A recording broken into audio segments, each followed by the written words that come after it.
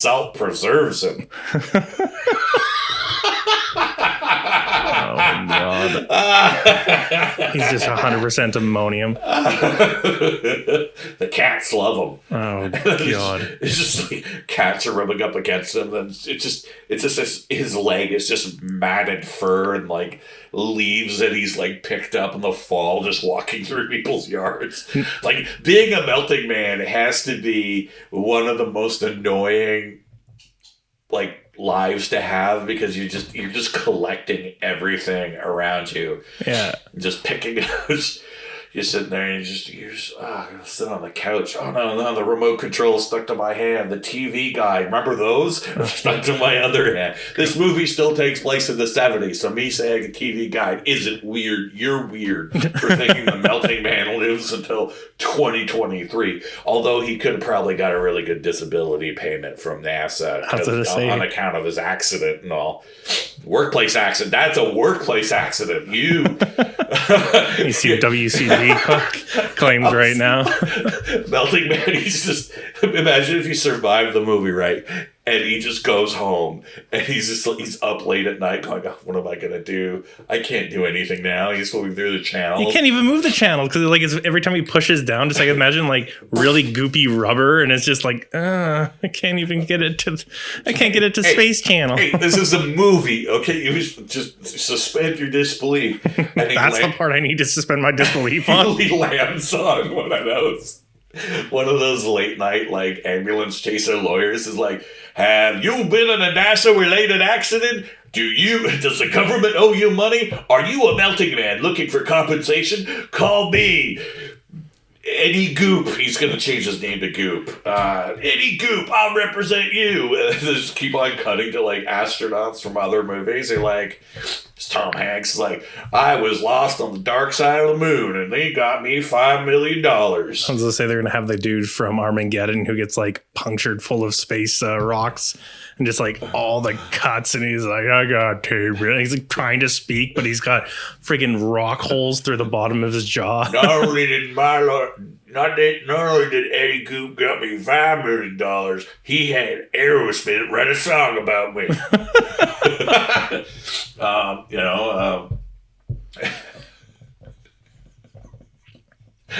It's Matt Damon, dude. No, wait, was it Mark Wahlberg? Are you trying to think of the gentleman who lives in Armageddon? Like, no, who goes to Mars in that other movie. Oh, that is Matt Damon. Yeah, Matt Damon. It's just a young Matt, because this was in 1970s. They were like, young Matt Damon, due to my discrimination lawsuit against NASA, I'm going to Mars. Or Jerry O'Connell, if you want to talk about that movie about astronauts going to Mars. Remember that one? No, I don't. I forget the name of it, but they went in a NASA shuttle, but because it was the not too distant future, it had this weird like hamster wheel thing in the middle that like it was just a gravity generator, but it was just a part of the space shuttle that's just constantly spun. Oh, okay, so it's kind of like their drive core, I guess. No, it just gave them gravity so that the film crew had an excuse not to film the entire movie in zero G. Oh, God. Just like countless other space movies where it's just like, no, they somehow have gravity in the spaceship because not Incredible Melting Man. You saw those astronauts were buckled in. I mean, they looked like they were in car seats, but at least it was accurate that they were in a tight, cramped space, buckled in with seatbelts, surrounded by switches that... Like, there were just so many switches.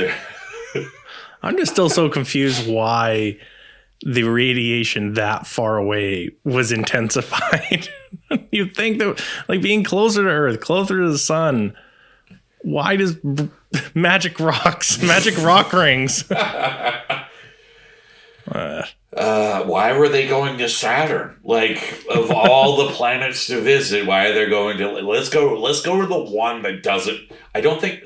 Saturn's a gas giant, right? Yep. Does it not have, isn't it just like not solid? I'm sure it's got like a solid surface, but it's majoritively gas, kind of like is it? I know Jupiter has like 10 times the gravity of Earth. I'm sure Saturn's not that different. It's like, why would you want to go to the one that has the atmosphere that will just completely destroy you? It's like going to Venus. Like, it has a hydrochloric atmosphere. Like, why are you going there? This is the worst.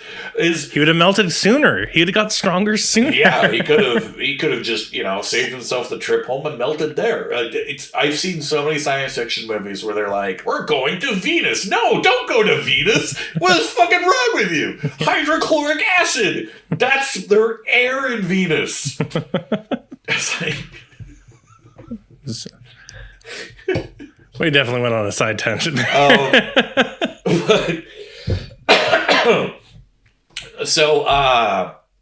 But there is a reason why there's like all these weird tonal differences from scene to scene in the film, which I had learned researching this film on Wikipedia. That's our source. Yeah. Irrefutable source on the internet, Wikipedia. Apparently, the director, he was a guy by the name of William Sachs. Oh, okay. William Sachs of Hollywood. I'm quite sure. Same Sachs family. 100% certain. Can you imagine, though, if he was? He's just like, he's just taking all that Sachs of Fifth Avenue money and just making the Incredible Melting Man. Worst things to do with your time and money. He went, hey, listen to this. Dude went to the London Film School. Okay, so cut him some slack. This man... What, London, Ontario? No, I know. London. I know. Okay, so, and hey, dude knew how to make movies. What other movies is he known for? Let's see. Or infamous for? Dear Mrs. Smith.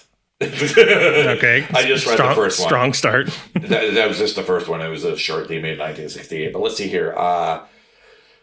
Secrets of the Gods. He made that in 1976, which was a documentary. I'm guessing it's a sequel to Chariots of the Gods? Maybe. Or what is it going to say? A sequel to a bunch of the other...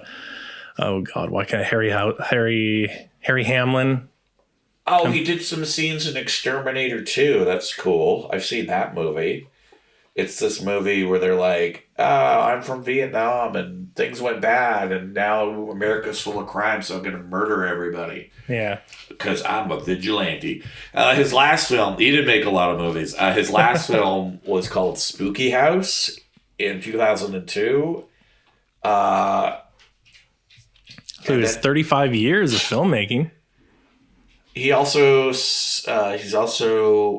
worked as a director and has doctored many American and foreign films prior to their release, which includes the 1993 Jennifer Aniston vehicle Leprechaun. Oh, God. So he worked on that.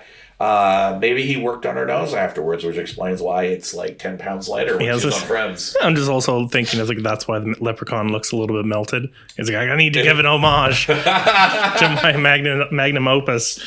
Come here, Miss Aniston. We're going to add more to your nose. What? No. So here's the thing. So the filmmaker, right, Mr. Sachs, he wanted to do a parody of horror films. Oh, okay. And he was actually going to try to do an homage to Night of the Living Dead. Something got lost in translation. It's like, it's like Night of the Living Dead. No, it's not. It's not, because Night of the Living Dead was nuanced and had social commentary and decent actors. And well, not Barbara. If we could ignore the original Barbara and just remember the one from the Tom Savini remake, I think we'll be okay. Sorry, I spilled beer on my face. I was going to say, doing okay? I'm just, sometimes the beer just doesn't go all the way in my mouth. That's, proud of probably drinking too much beer. And, which is sad because it was only number one. So anyways, so he wanted to do a parody film and the producers were like, no, that won't make any money. Like, who watches parody? And then so they basically took the movie away from him and they tried to make it serious and did a bunch of reshoots. In fact, they were going to explain the whole melting man thing a lot more. This is alleged, okay? So I don't know. This is turned out or he's talking out his ass. But he was going to explain that there was going to be stages where like he's not melting so much as he's evolving. Oh, okay. Like a Pokemon. I was like, so he became Grimer? Yeah. And then so anyways, that's why there are those disjointed scenes, because they could only reshoot so much because they only had so much money left.